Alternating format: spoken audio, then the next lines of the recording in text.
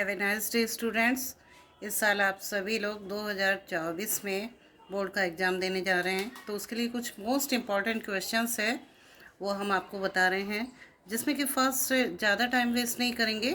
और फर्स्ट देखिएगा, first question है सेकंड बुक का हम देने जा रहे हैं ये। तो फर्स्ट क्वेश्चन है, highlight any 3 challenges faced by India after independence. After independence India ने क्या चैलेंज जो थे वो कौन कौन से चैलेंज थे। तो वो मेनली जो चैलेंजेस तो बहुत सारे थे, लेकिन 3 चैलेंजेस थे। नंबर 1 है आपका नेशन बिल्डिंग, यानी किस तरीके से नेशन को बनाना है। The first and the immediate challenge was to shape nation that was united होना चाहिए, क्योंकि अभी अभी हम लोग पार्टीशन से निकले थे। और पार्टीशन से निकल के हमें ये भी देखना था कि इंडिया में वेरियस लैंग्वेजेस हैं, कल्चर हैं, रिलीजन है, इंडिया का वेस्ट साइज है। और इस तरह से ये डाउटफुल था कि लॉन्ग टर्म यूनिटी रह पाएगी या नहीं। तो इसलिए जो है शेप ए नेशन, यानी कि किस तरीके से इसको शेप देनी है, नेशन कैसा, यूनिटी कैसे एस्टैब्लिश रखी जाए, ये चीज़ थी। सेकंड आपका हो गया एस्टैब्लिश डेमोक्रेसी, इंडिया कॉन्स्टिट्यूट। अब ये देखना था कि इंडिया में जो है हम कौन सा सिस्टम अपनाए जिससे कि रिप्रेजेंट हो सके सभी जितने भी all the sections of the society. और इसमें देखते हुए जो है हमने कॉन्स्टिट्यूटेड रिप्रेजेंटेटिव डेमोक्रेसी और पार्लियामेंट बेस्ड डेमोक्रेसी जो है, इस तरह की गवर्नमेंट हमने अपनाई थी, जिसमें कि सभी जितनी भी जनता थी वो इसमें पार्टिसिपेट कर सके, क्योंकि एडल्ट फ्रेंचाइज दिया गया था और इसमें पार्टिसिपेट कर सके। नंबर 3 था ensure the development and the wellbeing of the entire society, और सारी पूरी सोसाइटी को लेकर चलना था। जो वीकर सेक्शंस थे उनके लिए भी वेलबींग्स लेकर चलनी थी, उनकी भी सोसाइटी का। और इस तरह से उनका पॉलिटिकल और इकोनॉमिक डेवलपमेंट करना था। और पॉवर्टी जो लाइन थी उसके नीचे रहने वाले लोगों के लिए भी कुछ स्पेशल बेनिफिट्स लेकर चलने थे, जिनसे कि उसके उनकी वेलबींग हो सके, उनका डेवलपमेंट हो सके।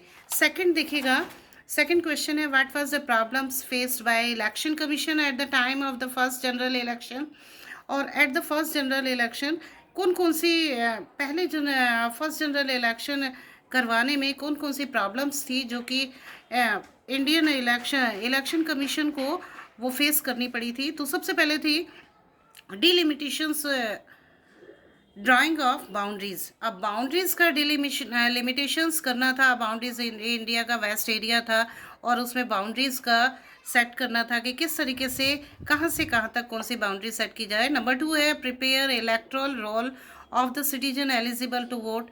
और इसके अलावा इलेक्ट्रल रोल्स तैयार करने थे, जिसमें कि जो भी एबल सिटीजन्स थे, जो भी एडल्ट सिटीजन्स थे, वो वोट कैसे दे पाएंगे, उनको भी एक तरह से जो है उनको भी सर्टिफाई करना था। नंबर 3 है when the first draft of the rolls, और जब पहली बार ड्राफ्ट रोल छपा, जो चुनाव का प्रचार पत्र होता है जिसमें कि कैंडिडेट कौन कौन से इलेक्शन करेंगे, तो इस तरह से जब फर्स्ट पब्लिश हुआ तो उसमें बहुत सारी गड़बड़ियाँ थी। It was discovered that the name of nearly 40 lakhs women were not recorded, और करीब 40 लाख महिलाओं का उसमें कोई भी किसी भी तरीके से कोई रिकॉर्ड नहीं था।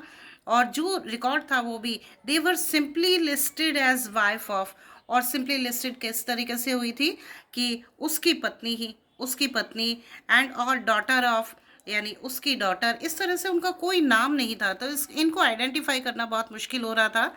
और नंबर 4 देखिएगा, the election commission use to accept these entire and revision of the possible and deletion of the necessary. और पूरे इलेक्शन कमीशन ने ये सब जो है ये एक्सेप्ट किया, और इसके बाद में इलेक्शन कमीशन ने दोबारा से वो प्रिपेयर किया, preparing for the first general election a moment exercise. और इसको करने के लिए फिर से इलेक्ट्रल रोल्स बनवाए गए। Eight the time 17 crore eligible voters, only 15% were literate. और उस समय ये भी प्रॉब्लम थी कि हमारे 17 करोड़ सिटीजन्स में से सिर्फ जो सिटीजन्स लिटरेट थे वो सिर्फ 15% थे, बाकी इलिटरेट थे। अब ये देखना था कि वो किस तरीके से वोट कर पाएंगे, कैसे वोट दे पाएंगे। नंबर 6 है, this was the election commission had to think the same some special method of voting, और इसके लिए सम स्पेशल मेथड यूज़ किए गए और उसके लिए बॉक्सेस बनवाए गए थे। और इसके साथ ही जितने भी इलेक्शन की जितनी भी पार्टीज थी उनके नाम और साथ में उनका उनका जो चुनाव चिन्ह है उसको प्रिंट करवाया गया था। और इस तरीके से the election commission trend over 3 lakh officers, और इसके लिए उन्होंने 3 लाख ऑफिसर्स को तैयार किया था चुनाव करवाने के लिए, and polling staff to conduct the election करवाने के लिए। तो ये थी प्रॉब्लम्स थी इलेक्शन कमीशन की, फर्स्ट इलेक्शन कमीशन की, और यही वजह थी कि इन सब गड़बड़ियों की वजह से 2 बार इलेक्शन सस्पेंड हुए थे। नेक्स्ट देखिएगा, नेक्स्ट क्वेश्चन है हमारा, what was the task of the state reorganisation commission. अब स्टेट रीऑर्गेनाइजेशन कमीशन का टास्क क्या था, उसका काम क्या था, फंक्शन क्या था, what were its most recommendations, इसकी रिकमेंडेशंस जो थी, इसकी सिफारिशें थी वो क्या था, क्यों इसको अपॉइंट किया गया था। देखिएगा कि स्टेट जो थे बहुत बड़ी बड़ी, आप जानते हैं कि बिफोर द इंडिपेंडेंस बहुत बड़ी बड़ी प्रोविंसेस थी, और प्रोविंसेस को आप डिवाइड करना बहुत ज़रूरी हो गया था इलेक्शन करवाने के लिए। और इसके अलावा जितने भी हमारे जो स्टेट्स थे, रॉयल स्टेट्स थे, वो इंडियन यूनियन में शामिल हो गए थे, धीरे धीरे करके शामिल हो रहे थे और कुछ हो गए थे। और इसमें देखिएगा इसके लिए अब स्टेट किस आधार पर बनाए जाए, लैंग्वेज बेस्ड बनाए जाए, रिलीजन बेस्ड बनाए जाए, इसके लिए जो है गवर्नमेंट ने स्टेट रीऑर्गेनाइजेशन कमीशन अपॉइंट किया, और उसको अपॉइंट किया गया 1953 में उसको अपॉइंट किया गया by central government to look into the question regarding boundaries of states. किसके रिगार्डिंग किया गया कि स्टेट्स की बाउंड्रीज जो डिसाइड की जाए वो किस आधार पर की जाए, रिलीजन बेस पर, या फिर आपका वीकर सेक्शंस बेस पर, या फिर आपका जो है लैंग्वेज बेस पर। तो इसके लिए आप the commission involve that states boundaries should reflect the boundaries of the different language accommodate linguistic diversity. और यहाँ पर लिंग्विस्टिक डाइवर्सिटी बहुत थी, लैंग्वेज जो थी बहुत ज़्यादा थी, भाषाएं अलग अलग तरह की भाषाएं थी। अब ये डिसाइड किया गया स्टेट रीऑर्गेनाइजेशन कमीशन ने कि लैंग्वेज बेस्ड जो है स्टेट को रीऑर्गेनाइज किया जाए। और इसकी जो रिपोर्ट आई थी, देखिएगा इसकी रिपोर्ट आई थी, अपकमिंग रिपोर्ट्स जो थी वो आई थी 1955, रिपोर्ट इसकी आई थी 1955। और इस तरीके से एक एक्ट बना 1955 में, रिपोर्ट आने के बाद में एक एक्ट बना, स्टेट रीऑर्गेनाइजेशन एक्ट, यानी कि उसने अपना कानूनी रूप ले लिया। Act was passed in the 1956 which resulted the creation of 14 state. और इस आधार पर उसने पहले ही अपनी रिपोर्ट दे दी थी, अपनी रिकमेंडेशन दे दी थी कि लैंग्वेज बेस्ड जो है स्टेट रीऑर्गेनाइज होने चाहिए। और इसके लिए 1956 में एक एक्ट बना, एक्ट पास हुआ, और इसके बाद में स्टेट्स बने। कितने स्टेट्स बने थे उस वक्त, 14 स्टेट्स एंड 6 यूनियन टेरिटरीज, और 6 यूनियन टेरिटरीज बनी थी। It's most silent recommendation was the formation of the linguistic states. और इसकी मोस्ट रिकमेंडेशन जो थी, साइलेंट रिकमेंडेशन थी, लिंग्विस्टिक बेस्ड, यानी कि भाषा के आधार पर राज्यों का निर्माण होना चाहिए, राज्यों का पुनर्गठन होना चाहिए। और यही रिकमेंडेशन थी, इस आधार पर राज्य बने। बाद में आपका आंध्र प्रदेश में से भी बने 2 हिस्से, यूपी में से भी बने, उत्तर प्रदेश में से 2 बन गए, और इसके अलावा बिहार में से 2 बने, एमपी में से 2 बने, और अभी रिसेंटली लास्ट जो बना था वो आपका आंध्र में से तेलंगाना बना था। और नेक्स्ट क्वेश्चन देखिएगा इसी तरीके से, बहुत शॉर्ट में आपको बता रहे हैं। नेक्स्ट क्वेश्चन देखिएगा, what does the term syndicate means. Syndicate का क्या मतलब था, what role did the syndicate play in the Congress party. Congress party में सिंडिकेट का क्या रोल था। सिंडिकेट जैसे कि आप जानते हैं, the syndicate refer to group, ऐसा ग्रुप था of popular and senior leaders, जो कि कांग्रेस के पॉपुलर और सीनियर लीडर्स थे, जो फ्रीडम फाइटर थे और बहुत सीनियर लीडर्स थे। और एक तरह से देखा जाए तो उनका डोमिनेंस था, पार्टी में उनका डोमिनेंस था। और अब आप जो है इसमें सीधा सीधा है कि सिंडिकेट जो है क्या था, popular and senior leaders of the Congress. अब देखिएगा रोल क्या था इनका। The syndicate consisted the experience members, ये हम पहले बता चुके हैं कि एक्सपीरियंस मेंबर्स थे who played a major role in the installation of the Indira Gandhi as the Prime Minister by ensuring her electing as a leader of the parliamentary party। और इनका सबसे पहला एक सिंडिकेट का बड़ा रोल ये था कि जब 19 देखिएगा कि 1964 तक जो है जवाहरलाल नेहरू वो प्राइम मिनिस्टर रहे, और जवाहरलाल नेहरू के बाद में जो प्राइम मिनिस्टर रहे वो रहे लाल बहादुर शास्त्री। लाल बहादुर शास्त्री की ताशकंद समझौते के वक्त डेथ के बाद में अब ये आ गया कि आप कौन प्राइम मिनिस्टर बनेगा। इसके लिए सिंडिकेट लीडर्स ने दो नाम थे इनके फाइट में, प्राइम मिनिस्टर की रेस में दो नाम थे जिसमें मोरारजी देसाई और इसके अलावा जो है आपका ये इंदिरा गांधी थी। हालांकि इंदिरा गांधी बहुत सीनियर लीडर नहीं थी, मोरारजी देसाई सीनियर लीडर थे। और ये देखते हुए अब सिंडिकेट ने क्या किया कि वो सीनियर लीडर थे, इसलिए उन्होंने इंदिरा गांधी को as a prime minister appoint कर दिया, एज ए प्राइम मिनिस्टर जो है उनको चूज़ कर दिया। और इस तरीके से 1967 में इंदिरा गांधी जो है 1966 में इंदिरा गांधी जो है प्राइम मिनिस्टर बन गई। दे एक्सपेक्टेड, उन्होंने क्यों बनाया, देखिए सीनियर लीडर था मोरारजी देसाई, सीनियर लीडर थे, लेकिन फिर भी उन्होंने इंदिरा गांधी को क्यों बनाया, क्योंकि वे expect her to depend on them for the guidance and the advice. उनका ये मानना था कि इनको इतनी नॉलेज नहीं है, सीनियर नहीं है, इसलिए ये हमारे बेस पर हमारी ही सलाह लेकर उन्हीं की एडवाइस लेकर चलेंगी। जितनी भी पॉलिसीज़ मेकिंग का काम होगा, जो भी होगा उसमें उनकी एडवाइस लेकर चलेंगी और इसके अलावा वो उन पर डिपेंड हो जाएंगी। लेकिन जल्दी ही soon Indira Gandhi started to assert her position in the party as well as in the government. She introduce several reforms, लेकिन धीरे धीरे करके जो है उन्होंने सिंडिकेट को साइड बाय करना शुरू कर दिया और इस तरीके से उन्होंने धीरे धीरे करके अपनी पोजीशन बनाई, पॉलिटिक्स में ही नहीं, सरकार में ही नहीं, और बहुत से ऐसे रिफॉर्म्स किए जो कि पब्लिक के बीच भी जो है वो पॉपुलर हो गई। और बहुत सी उनकी ऐसी पॉलिसीज़ थी जो कि वर्ल्ड लेवल पर उनकी पॉपुलैरिटी बढ़ी और उनको एक आयरन लेडी का एक खिताब मिला था बाद में। अब देखिएगा, the syndicate through agreed to give the contest these forms had serious reservation doubt about the same. और इस तरीके से सिंडिकेट जो है धीरे धीरे करके सिंडिकेट जो है वो आप बैकग्राउंड ऑफ द पॉलिटिक्स, इस तरीके से इंदिरा गांधी जो है वो पॉलिटिक्स में बहुत आगे बढ़ गई और सिंडिकेट जो है कहीं ना कहीं पीछे रह गए। अब ये आता है कि इनका कौन कौन से इनके सीनियर लीडर्स थे, जिसमें के कामराज है और इसके अलावा मोरारजी देसाई है, के एम मुंशी है, तो ये सीनियर लीडर्स थे। नेक्स्ट क्वेश्चन की तरफ चलते हैं। For a long time, next question देखिएगा, for a long time Congress party had been a social and ideological coalition justify the statement. और बहुत समय तक कांग्रेस जो है, कांग्रेस पार्टी एक सोशल और आइडियोलॉजिकल, सामाजिक और वैचारिक गठबंधन की एक पार्टी रही है। किस तरीके से देखिएगा, इसको एक अम्ब्रेला पार्टी भी कहा जाता है, कांग्रेस पार्टी को एक अम्ब्रेला पार्टी भी कहा जाता है। इसमें अलग अलग आइडियोलॉजी के लोग थे, अलग अलग सोसाइटी के all the sections were include in the party.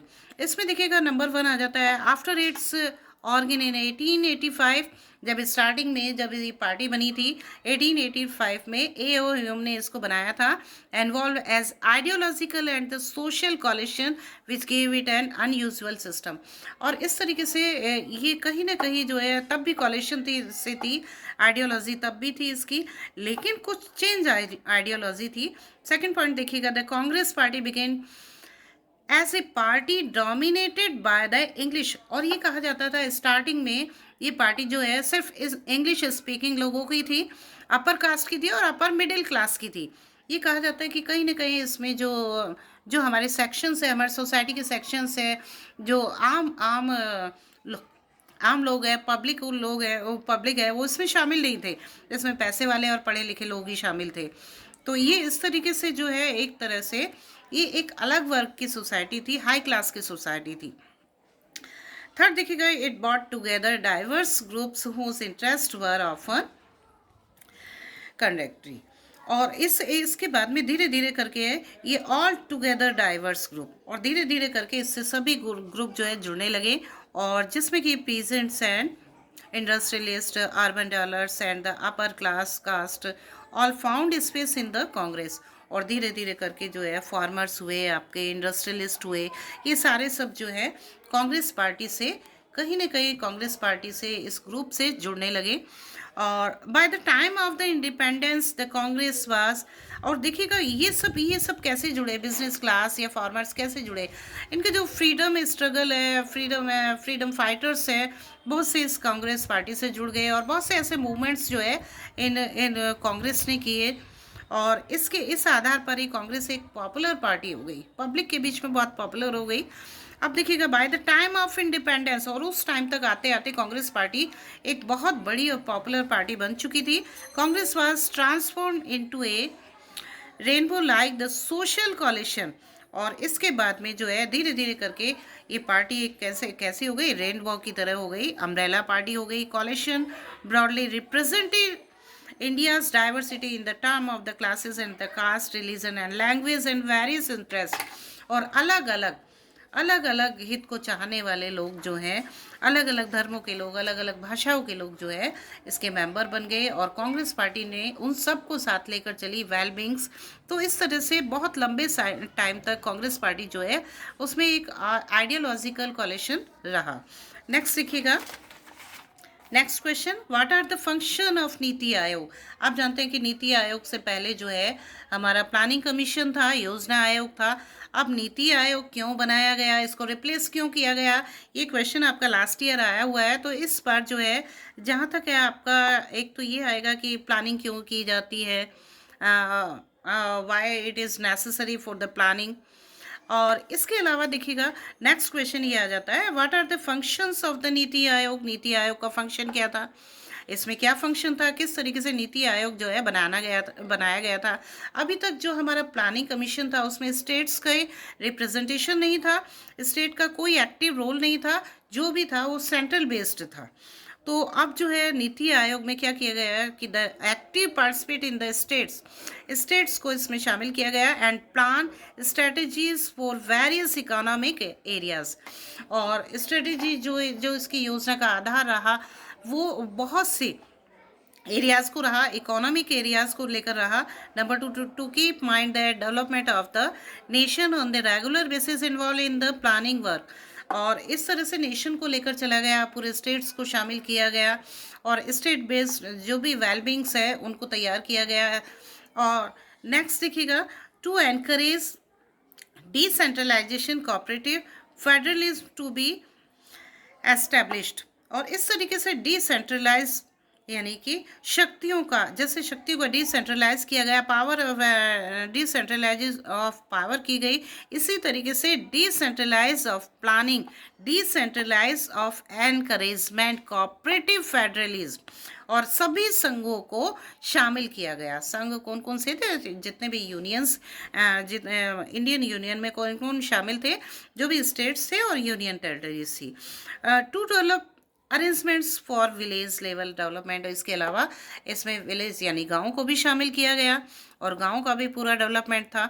यानी एक तरह से देखा जाए तो लोकल लेवल पर भी इसमें बहुत काम किए गए। इसके साथ ही नेक्स्ट देखिएगा, to assure that the economic policy should benefit national security. और इस तरीके से ये सब नेशनल सिक्योरिटी, इकोनॉमिक पॉलिसीज़ ये सब इसमें लेकर चला गया। नेक्स्ट देखिएगा, to make long term plans to implement these programmes regularly. और लॉन्ग टर्म प्लान्स जो है वो इसमें तैयार किए गए, to implement these programmes regularly, do its servants and finding the weakness of the programmes. और ये देखा गया कि उनकी खोज की गई, उनकी निगरानी की गई, उनकी निगरानी भी की गई कि किस तरीके से फाइंडिंग द वीकनेस, कोई प्लान हम बना रहे हैं तो उसकी वीकनेस क्या है, वीक पॉइंट्स क्या हैं उन प्रोग्राम्स के, ये भी देखा गया। And try to being needed improvement in them, और ये तैयार किया गया कि इनको इम्प्रूव कैसे किया जाता है, सोशल वेलफेयर कैसे किया जाएगा, और नेशन को भी नेशन का सोशल वेलफेयर किया जाएगा, इकोनॉमिक वेलफेयर कैसे किया जाएगा। इकोनॉमिक वेलफेयर जब तक सेक्शन ऑफ द सोसाइटी, जब तक उनकी बेसिक नीड्स कंप्लीट नहीं है तब तक वो डेवलपमेंट कैसे करेंगे। तो ये सब चीज़ें लेकर चला गया। नेक्स्ट देखिएगा, for good governance and the best practice modern resources and research centre should be establish. इसके अलावा जितने भी रिसर्च थी वो इसमें शामिल की गई, जितने भी स्पेशलिस्ट थे उन लोगों को इनमें शामिल किया गया, उनको शामिल किया गया, और उनसे बेस्ट रिजल्ट के लिए जो है उनसे कहा गया शुड बी एस्टैब्लिश। और इसको तैयार करने में इस तरह से बहुत से रिसर्चर का भी इसमें हाथ रहा। तो नेक्स्ट क्वेश्चन देखिएगा। अब नेक्स्ट क्वेश्चन जो है हमारा, इसमें नीति आयोग, बच्चों देखिएगा नीति आयोग जो है इसके साथ ही आपको ये भी कर रहे हैं what is necessary for the planning of the nation, यानी किसी भी राष्ट्र के लिए एक प्लानिंग जो है वो क्यों ज़रूरी है, इस क्वेश्चन को भी आपको तैयार करना है। नेक्स्ट देखिएगा, नेक्स्ट क्वेश्चन है critically examine the major outcomes of the Indian model of mixed economy. आप जानते हैं कि हमने मिक्स्ड इकोनॉमी जो है वो अडॉप्ट की थी। हमें ये नहीं लेकर चलना था कि हमें कम्युनिस्ट ही बनना था, हमें कैपिटलिस्ट बनना था। उस वक्त जो है एक ऐसा दौर था जिसमें कि ये एक दो आइडियोलॉजी चल रही थी, और दो इसका डोमिनेंस था। किस तरह की आइडियोलॉजी थी, कैपिटलिज्म थी, और इसके अलावा कम्युनिस्ट। और अब इनको आइडियोलॉजी को नहीं लेकर चलना है, इनका मिक्स्ड इकोनॉमी को हमने अडॉप्ट किया गया था। और अब इसका क्रिटिकली हम आलोचनात्मक रूप से देखते हैं कि इसमें क्या कमियां थी। हमने मिक्स्ड इकोनॉमी अडॉप्ट तो कर ली, लेकिन इसकी कमियां क्या थी, कहाँ कोई परेशानी थी। तो देखिएगा इसकी कमियां क्या थी। Much of the agriculture trade and the industry were left in private hands. ज़्यादातर जितनी भी एग्रीकल्चर थी, ट्रेड था, इंडस्ट्री थी, सब जो है हमने प्राइवेट हैंड्स में दे दी थी। यानी एक तरह से जैसे कैपिटलिस्ट दिया करते हैं, इस तरीके से हमने प्राइवेट हैंड में सौंप दी थी। द स्टेट, नंबर 2 देखिए, the state control key heavy industries provided industrial and infrastructure, regulated trade and some crucial interventions in agriculture. और इस तरीके से इंडस्ट्रियल इंफ्रास्ट्रक्चर और जो भी चीज़ थी वो कहीं ना कहीं पब्लिकली ज़्यादा थी, पब्लिक सेक्टर के हाथों में ज़्यादा थी। अब हमें ये देखना था कि इंफ्रास्ट्रक्चर जो है उसको किस तरीके से सुधार करना है, तो इसलिए भी इसको जो है क्रिटिसाइज़ किया जाता है। Number 3, it regulated trade in India. अब वैसे देखा जाए तो रेगुलर ट्रेड के लिए इसको सेटअप किया गया था, लेकिन कहीं ना कहीं कोई कमी थी। This model laid the foundation of the India's future economic growth. अब जो है इस तरह का मॉडल जो था, foundation of the economic growth के लिए हमने तैयार किया था। एक आधारशिला, हमने एक फाउंडेशन बनाई थी, आधारशिला तैयार की थी इकोनॉमिक ग्रोथ के लिए, लेकिन कहीं ना कहीं कोई कमियां थी जिससे कि ये डेवलपमेंट जो है अच्छे से नहीं हो पा रहा था। जो हमें इकोनॉमिक ग्रोथ चाहिए थी वो नहीं हो पा रही थी। Number 5, the systems of the licence and permits was investment created handles for private sectors. अब जो है एक अलग सिस्टम दिया गया था, लाइसेंस पॉलिसी कर दी गई थी, परमिशन इनके इन्वेस्टमेंट के लिए, जितने भी इंडस्ट्रियलिस्ट थे उनके लिए परमिशन के लिए परमिट से अलाउड कर दिए गए थे। तो कहीं ना कहीं जो है ये हार्डर होता जा रहा था। और इसके अलावा ब्यूरोक्रेसी जो है वो भी करप्ट होती जा रही थी। तो इसमें कहीं ना कहीं ये सारी चीज़ें थी जिससे कि इनको क्रिटिसाइज़ किया जाता है। सॉरी बेटा। नेक्स्ट क्वेश्चन लेकर चलेंगे, examine the different areas of the agreement और डिसएग्रीमेंट। अब ये देखना कि एग्रीमेंट और डिसएग्रीमेंट क्या थे। Model of economic development to be adopted in India after independence. अब डेवलपमेंट के लिए जो हमने मॉडल तैयार किए थे उसके लिए कई एग्रीमेंट्स थे और डिसएग्रीमेंट्स थे, तो इसके लिए हम डिसएग्रीमेंट और एग्रीमेंट लेकर चलेंगे। एग्रीमेंट क्या क्या थे। Development of India should mean both economic growth and the social and economic justice. Development करना था हमें किसका, किस लिए है हमें एग्रीमेंट्स कौन कौन से थे, किसके लिए सब लोग तैयार थे, मीन बोथ इकोनॉमिक ग्रोथ, हमें जो है कहीं ना कहीं इकोनॉमिक ग्रोथ करनी थी, social and economic justice, social और इकोनॉमिक जस्टिस भी करना था, लोगों की बेसिक नीड्स जो थी वो फुलफिल हो जानी चाहिए, जब बेसिक नीड्स फुलफिल होंगी तब वो डेवलपमेंट के बारे में सोचेंगे। नेक्स्ट देखिएगा नंबर 2 है the matter of development cannot be left in the businessman, industrialist and farmers only, but the government should play a key role।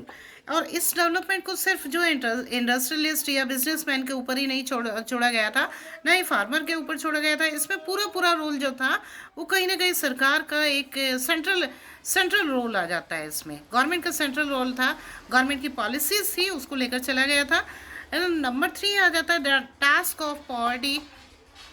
अब कहीं ना कहीं गरीबी को दूर करने के लिए जो social and economic distribution was being seen as, और सोशल और इकोनॉमिक रिडिस्ट्रीब्यूशन किया गया था primary responsibility of the government, और प्राथमिक जो उत्तरदायी रखा गया था वो किसका रखा गया था, गवर्नमेंट का रखा गया था, सेंट्रल गवर्नमेंट का रखा गया था।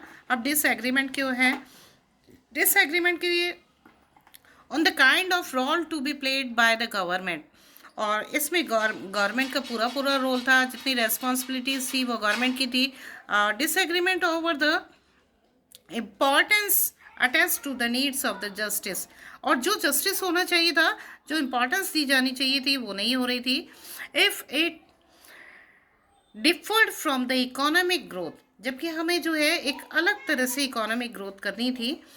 डिसएग्रीमेंट, तीसरा डिसएग्रीमेंट कौन सा था, disagreement on the issue of the giving priority to industrialist versus agriculture, इनकी प्रायोरिटी थी, and private and public sector, तो इसलिए भी इसको क्रिटिसाइज किया गया था। नेक्स्ट क्वेश्चन पर चलते हैं,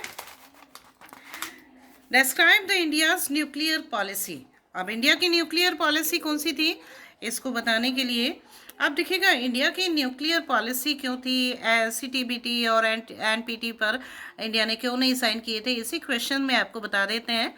तो न्यूक्लियर पॉलिसी थी इंडिया की, नेहरू के टाइम से न्यूक्लियर पॉलिसी थी कि हम किसी भी तरीके से जो है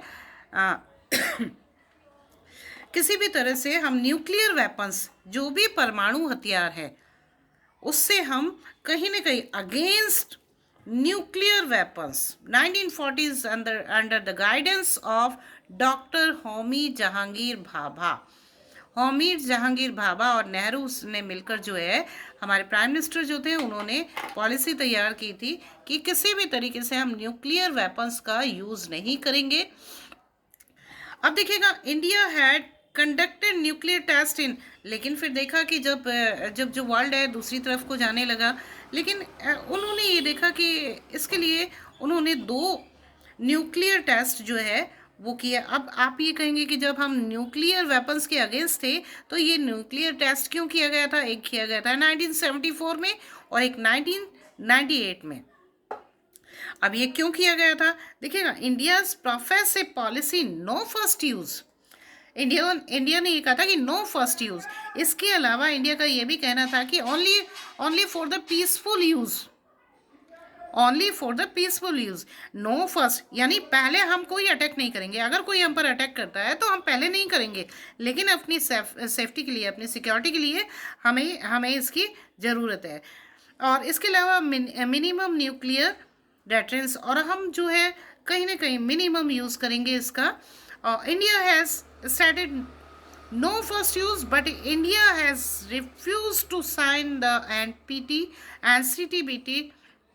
अब इंडिया ने इसको ये तो कह दिया कि हमें फर्स्ट यूज़ जो है इसको नहीं करना है, लेकिन इंडिया ने न्यूक्लियर वेपन्स के बारे में जो भी संधियाँ हुई थी उसको उस पर साइन करने के लिए मना कर दिया। उनका ये कहना था कि अगर आप देखिए वो साइन सिग्नेचर के लिए मना क्यों किया, इसमें शामिल क्यों नहीं हुए ट्रीटी में, क्योंकि उनका ये कहना था कि हम सिर्फ इसको पीसफुल यूज़ के लिए करेंगे, और इसके अलावा कहीं ना कहीं डिस्क्रिमिनेशन किया जा रहा है, जो भी डेवलप्ड कंट्री है या जो डेवलप कंट्री है वहाँ पर तो इसको बैन नहीं किया गया है, वहाँ पर इसमें रोक नहीं लगाई गई है, लेकिन जो डेवलपिंग कंट्रीज़ हैं, उनमें कहीं न कहीं इस पर साइन करवाए जा रहे हैं, तो इसलिए हम ये सब नहीं करेंगे। अगर आप भी करते इसमें शामिल हैं, ऐसा कोई डिस्क्रिमिनेशन, ऐसा कोई भेदभाव किया जाता है, तो हम इस पर साइन नहीं करेंगे। परमाणु अप्रसार संधि। अब देखिएगा number 5, India believes in the peaceful use of nuclear energy. और इंडिया का ये विश्वास था कि ये न्यूक्लियर एनर्जी का यूज़ हम सिर्फ पीसफुल यूज़ के लिए करेंगे। But in view of the contemporary regional security challenges, लेकिन रिसेंटली जो समकाल में हमारा चल रहा है, जो पॉलिटिक्स चल रही है, उसमें अगर देखा जाए तो बहुत से सिक्योरिटी हमारे देश के लिए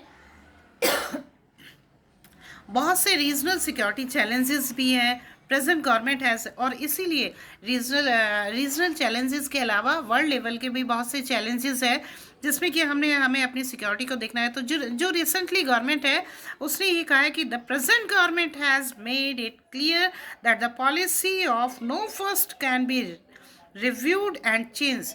यानी कि जो हमने फर्स्ट यूज़ की जो पॉलिसी अपनाई हुई है, वो कहीं ना कहीं हम रिफ्यूज़ भी कर सकते हैं, उसको रिव्यू, उस पर हम दोबारा विचार भी कर सकते हैं, उसको हम चेंज भी कर सकते हैं। अगर कोई सिक्योरिटी रीजन ऐसा रहा है हमारे ऊपर, तो कहीं ना कहीं हम उसे रिफ्यूज़ भी कर सकते हैं।